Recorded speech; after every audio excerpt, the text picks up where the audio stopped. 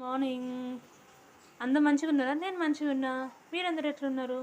So ఇవాళ today's mini vlog ఏంటంటే, ఇది చూసారా, మజ్జిగన్నం ఇంకా ఆనియన్ ఇంకా ఒక పచ్చిమిర్చి. ఎందుకు చెప్తున్నాను అంటే, దీంట్లో మనకి విటమిన్ డి దొరుకుతుంది. అంటే కొంతమందికి అంటే వీళ్ళు బయట అంటే చాలామంది ఇప్పుడు ఎర్లీ మార్నింగ్ లేవట్లేదు. ప్లస్ ఇంకోటి ఏంటంటే అందరు బిజీ లైఫ్ స్టైల్ అయిపోయింది. అందరూ కాలేజెస్కి, ఆఫీసెస్కి, సో ఇలా బిజీగా అయిపోతుంది లైఫ్ అంతా.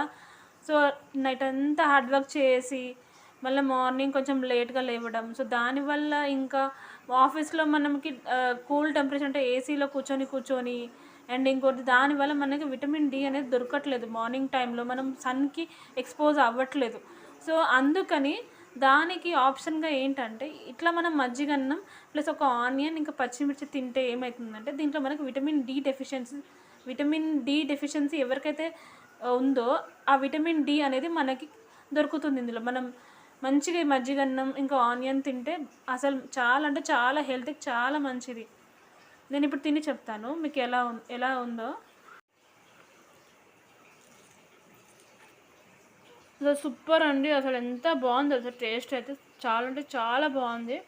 ఒక్కసారి తిని చూడండి. చాలా హెల్దీ, అసలు చాలా అంటే చాలా హెల్దీ. ప్లస్ ఇంకో టిప్ ఏంటంటే, దీంట్లో ఇది మనం మార్నింగ్ తింటే ఏమవుతుందంటే మన ఫేస్ కూడా చాలా గ్లో అవుతుంది. అండ్ అసలు ఏమైనా పింపుల్స్ ఉన్నా అవి కూడా పోతే అసలు చాలా అంటే చాలా హెల్దీ ఫుడ్. ఎర్లీ మార్నింగ్ ఒకసారి ట్రై చేయండి. మీరు ఒకసారి స్టార్ట్ చేయండి ఇలా తినడము.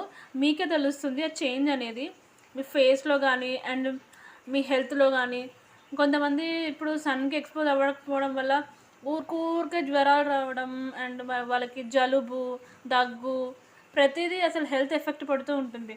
సో అందుకని మనము ఈ మజ్జిగన్నం ఒకసారి ట్రై చేయండి. మజ్జిగన్నం ప్లస్ ఆనియన్ ఇది కాంబినేషన్లో తినండి.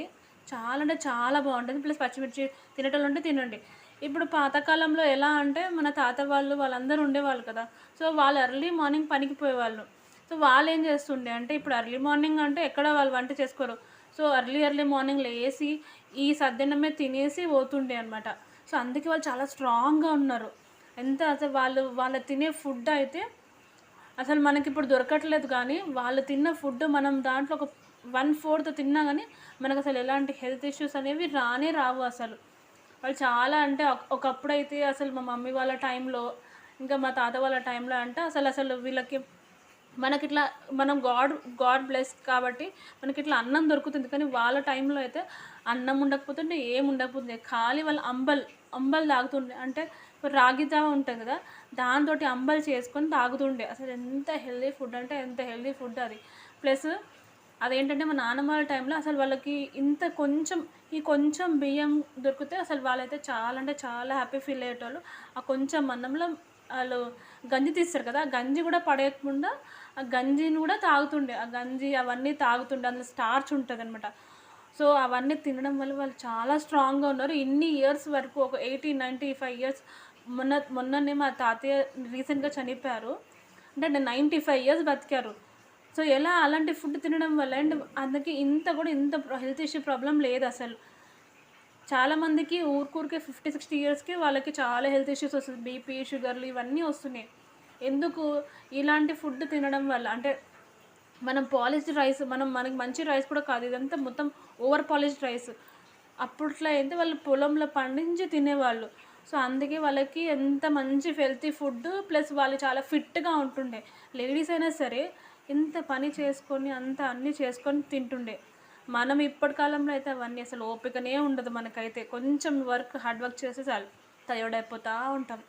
సో అలాంటివి అవ్వకుండా ఉండాలంటే కొంచెం విటమిన్ డి ఇంకా కొన్ని చెయ్యండి. సన్లైట్కి ఎక్స్పోజ్ అవ్వండి. సో దానివల్ల మనకి చాలా హెల్త్ బెనిఫిట్స్ ఉంటాయి. సో ఒకసారి ట్రై చేయండి. ఒకవేళ మీకు నా వీడియో నచ్చితే please like, comment and subscribe my channel. Thank you for watching.